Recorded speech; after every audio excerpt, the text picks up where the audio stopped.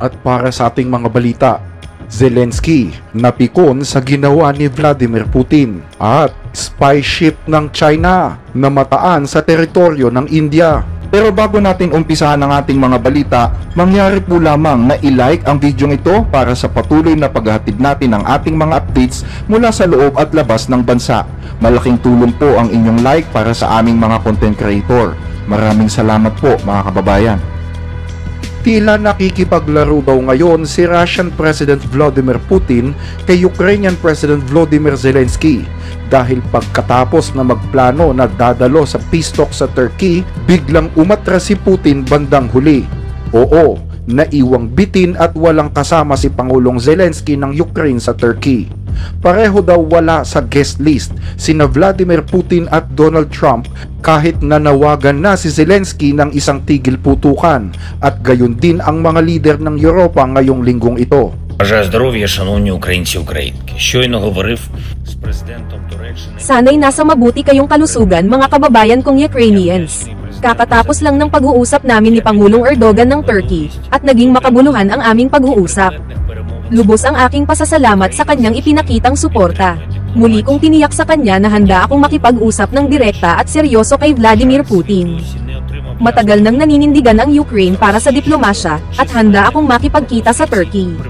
Sa kasamaang palad, hanggang ngayon ay wala pa ring malinaw na sagot mula sa Russia tungkol sa mga panawagan para magkaroon na ng tigil putukan. Patuloy ang pag-atake at pambobomba ng mga puwersang Ruso. Tahimik ang Moscow buong maghapon tungkol sa mungkahi ng direktang pag-uusap, isang katahimikang nakababahala at kainahinala. Sa huli, mapipilitan din ang Russia na tapusin ang digmaang ito. Mas maaga, mas mabuti. Wala nang saysay ang patuloy na pagdanak ng dugo. Tiniyak ni Pangulong Erdogan na handa siyang maging host kung magkaroon na ng pagpupulong. Mahalaga rin ang suporta ni Pangulong Trump sa hakbang na ito, at hinihiling namin na sana'y magkaroon siya ng pagkakataon na makapunta sa Turkey. Lalong nanindigan tuloy si Zelensky sa pagsasabing hindi pa talaga handa si Putin para sa isang tigil putukan at sinabi na makikisali lamang siya sa usapang pangkapayapaan kung handa nang humarap si Putin sa kanya. Sa isang press briefing, tinanong ng media si Zelensky kung sakaling matuloy daw ang paghaharap nila ni Putin pero hindi maaprobahan ang 30-day ceasefire, maituturing daw ba niya na bigo ang paghaharap nilang iyon? Sumagot si Zelensky at sinabing, Siyempre hindi. Ang ibig sabihin lang niyan ay hindi pa talaga handa ang Russia para sa diplomasya. Simulat sa poll, iisang panig lang ang nagpapakita ng interes, ang Ukraine. Kung sakaling hindi dumalo si Putin, o hindi suportahan ng Russia ang panukalang tigil putukan, lalo na ni Putin, malinaw ang ibig sabihin nito, hindi handa ang Russia sa anumang uri ng negosasyon. Binaliwala ni Putin ang nakatakdang paghaharap nila ni Zelensky matapos magbanta ng mga lider ng Europa na papatawan nila siya ng mabibigat na sanctions kapag hindi siya pumayag na magkaroon ng ceasefire. Oo, lahat ng 5 lider na nandito ngayon, lahat ng kalahok sa pulong na ito ng Coalition of the Willing, ay nagkakaisang nananawagan na magkaroon na ng isang ceasefire na walang hinihingi kondisyon.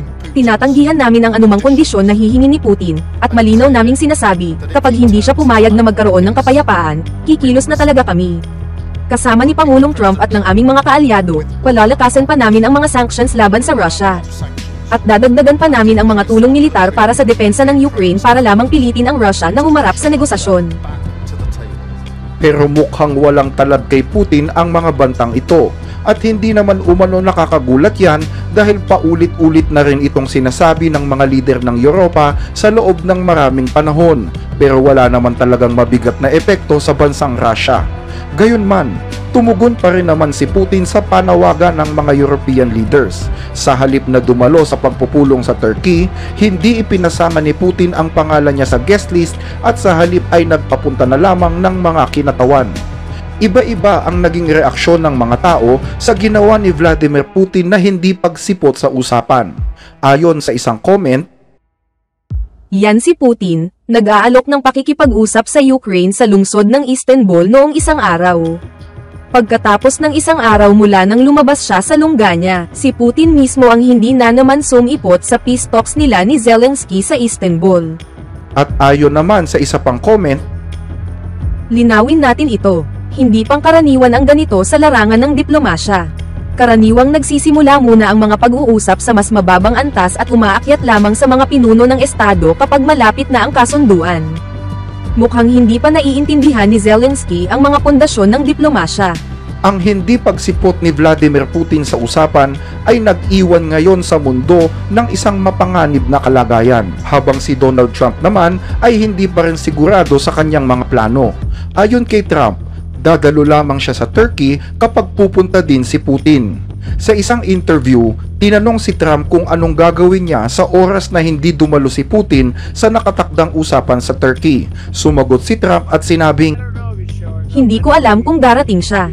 Alam ko na gusto niya na nandoon din ako, at pwede naman yun kung talagang tatapusin na yung gera, pag-iisipan ko pa yun. Bukas ay puno na ang schedule namin. Naiintindihan mo naman siguro yun, di ba?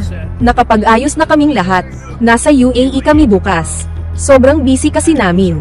Pero hindi ibig sabihin ay hindi ko gagawin iyon kung makakatulong naman sa pagsagip ng maraming buhay at makabalik ulit.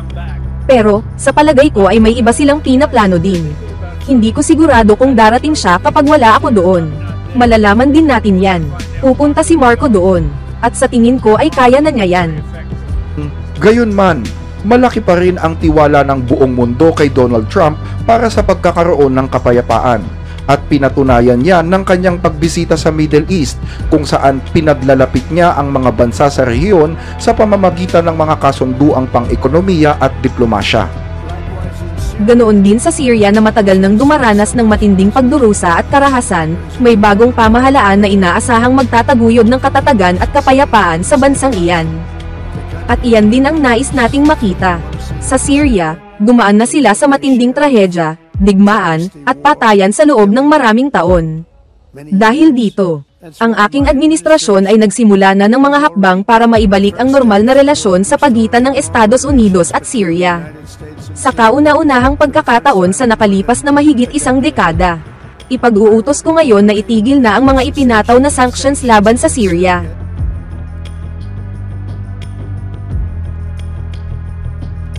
Sa ibang balita, spy ship ng China namataan sa teritoryo ng India. Katatapos lang ng tensyong militar sa pagitan ng India at Pakistan, pero tila gustong pumasok daw ng China sa eksena. Kamakailan ay namataan ang isang barkong Chino sa Indian Ocean, at gamit ang mga sonar sensors at surveillance nito, naghihinala ngayon ng India na may masamang binabalak ang China. Natukoy ang pangalan ng nasabing barko, ang Dayang Yihaw. Batay sa dokumento, ang nasabing barko ay isang research vessel, pero ayon sa radar, isa itong barkong pang-espiya. Namataan ang nasabing barko sa Indian Ocean, partikular malapit sa Andaman at Nicobar Islands na sakop ng India. Patungo ang barko sa direksyong kanluran sa Arabian Sea, kung saan nag-deploy ang Indian Navy ng isang malaking puwersa, kabilang na ang aircraft carrier na INS Vikrant at ilang mga submarines. Naghihinala ngayon ng India na sinusundan ng barkong Chino ang mga kilos ng Indian Navy. Posible anyang layon nitong subaybayan ang mga operasyon ng India, lalo't kilala ang nasabing barko sa pangangalap ng mga impormasyon, pagmomonitor at pagtatrack.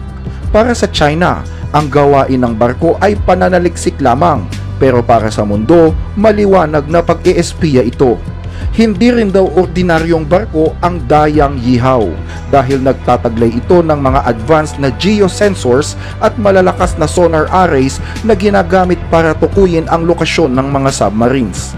Meron din itong satellite uplinks. Kaya nitong subaybayan ang mga satellite na mababa ang orbit, tulad ng mga satellites ng India na inireposisyon kamakailan para masuri ang mga pinsalang natamo ng mga airbase ng Pakistan. Kaya't masasabing may mga mata ang mga barkong ito sa ibabaw o sa ilalim man ng tubig. Kapansin-pansin din daw ang tiyempo ng pagdating ng nasabing barko. Lumitaw ang barkong ito ilang araw matapos ilunsad ng India ang Operation Sindoor, isang opensibang militar ng Indian Army laban sa mga kampo ng mga terorista sa Pakistan. Sa operasyong ito, nagkaroon ng direktang sagupa ang militar sa pagitan ng Pakistan at India. Tinarget ng India ang mga base militar ng Pakistan mapaumaga man o mapagabi. Ginamit ng Pakistan ang mga kagamitang pandigma na binili nila sa China pero pumalpak daw ang mga ito. Nag-jam din ang mga air defense system na galing sa China na naging dahilan naman para hindi mabantayan ng Pakistan ang pagragasa ng mga fighter jets galing sa India. Nagreklamo ang Pakistan at kalaunan lumabas ang barkong ito ng China.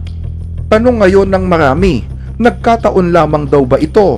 Pwedeng oo, pwede rin namang hindi. Maraming beses na kasing pumasok sa Indian Ocean ang mga barko ng China na tinatawag nilang research vessels. Mula pa noong 2008, 46 na barko na ang ipinadala ng China sa teritoryo ng India.